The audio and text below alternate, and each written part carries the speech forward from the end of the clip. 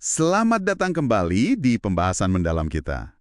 Oke, hari ini kita bakal kupas tuntas strategi perang ke-15. Judulnya, Mengekspos dan Menyerang Sisi Lemah Lawan. Ini dari buku The 33 Strategies of War, ya kan? Ya, betul. Strategi memutar yang klasik, tapi sangat relevan. Nah, itu dia. Misi kita kali ini adalah coba bongkar. Kenapa sih serangan frontal itu seringnya malah nggak efektif? Dan gimana caranya justru cari celah menang dari samping?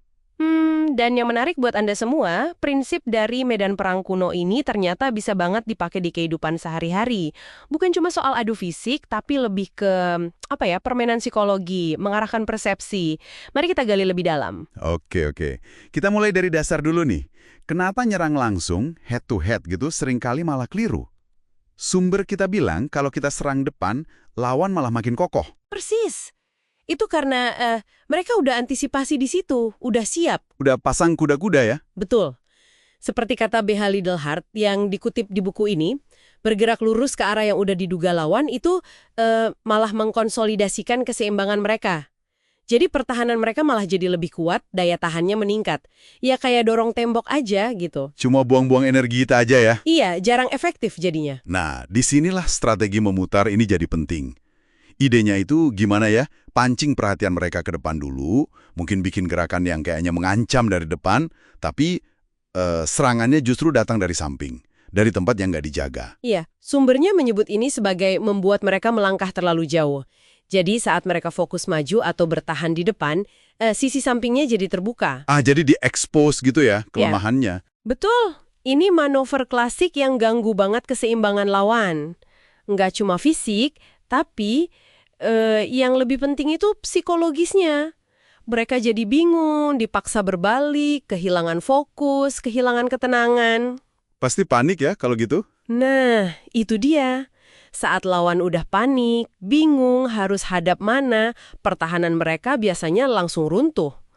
Sumber kita bahkan bilang, manuver sisi yang bagus itu hampir nggak bisa ditahan. Oke, jadi sisi lemah ini nggak selalu berarti fisik kan? Bisa apa aja bentuknya? Nah, ini pertanyaan penting. Seringkali sisi lemah itu justru kebalikan dari apa yang paling mereka pamerkan. Bagian depan mereka gitu. Misalnya, orang yang kelihatan agresif banget, atau yang punya keyakinan kuat yang selalu diomongin, atau citra publik yang dijaga ketat. Itu semua depannya. Jadi fasadnya ya? Iya, fasadnya. Justru di baliknya itu di sisi samping yang nggak kelihatan, tersembunyi kerentanannya. Mungkin keinginan bawah sadar, rasa nggak aman, atau mungkin aliansi yang sebenarnya rapuh, atau obsesi yang nggak bisa dikontrol. Jadi kita harus jeli lihat inkonsistensinya ya, antara yang ditampilkan sama yang mungkin tersirat. Tepat sekali. Inkonsistensi kecil itu sering jadi jendela buat lihat sisi lemahnya. Di sumber ini ada contoh menarik soal Julius Caesar. Waktu perang saudara lawan Pompei. Dia kan menangkap banyak pendukung Pompei. Tapi bukannya dihukum, Caesar malah baik banget. Kasih ampun, bahkan balikin uang rampasan. Itu gimana? Iya. Itu manuver sisi psikologis yang brilian sekali. Jenius.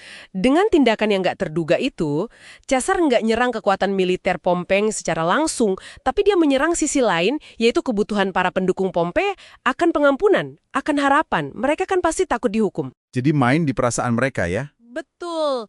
Hasilnya, seperti dijelaskan di buku, orang-orangnya Pompei malah jadi berbalik arah. Jadi pendukung setia Caesar. Dia paham apa yang ingin mereka percayai. Ada kutipan bagus dari Caesar di buku itu. Apa yang kita inginkan, mudah kita percayai. Dia kasih alasan buat percaya padanya. Keren. Jadi gimana nih kita, Anda para pendengar, bisa menerapkan ini dalam hidup sehari-hari? Apa intinya? Pesan utamanya sih, coba perhatikan baik-baik bagian depan yang orang tunjukkan. Amati dengan saksama. Seringkali, di balik penampilan yang paling kuat atau keyakinan yang paling kencang disuarakan, ada kerentanan yang tersembunyi. Jadi jangan terkecoh sama yang kelihatan di permukaan aja ya? Iya, jangan terkecoh. Coba identifikasi dan dekati dari sisi ini. Bisa dengan kebaikan tak terduga, kayak Caesar tadi, atau mungkin dengan menyoroti celah atau inkonsistensi dalam argumen mereka. Atau ya sekedar coba pahami kebutuhan mereka yang nggak terucap. Jadi nggak selalu harus konfrontasi langsung ya? Betul, justru pendekatan dari sisi, ini kata sumbernya, Seringkali jauh lebih efektif. Ini jalan menuju pengaruh di dunia yang ya penuh intrik ini.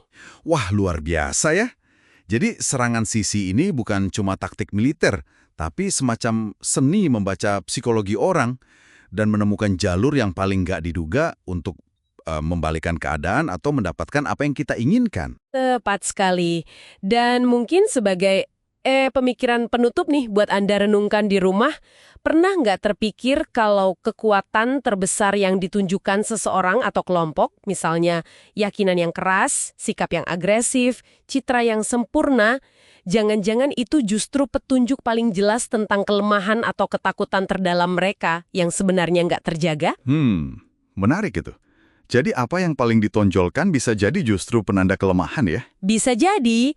Coba amati lingkungan sekitar Anda dengan kacamata ini, mungkin Anda akan menemukan banyak hal menarik. Oke, pembahasan yang sangat mencerahkan. Terima kasih. Sama-sama, sampai jumpa di pembahasan kita berikutnya.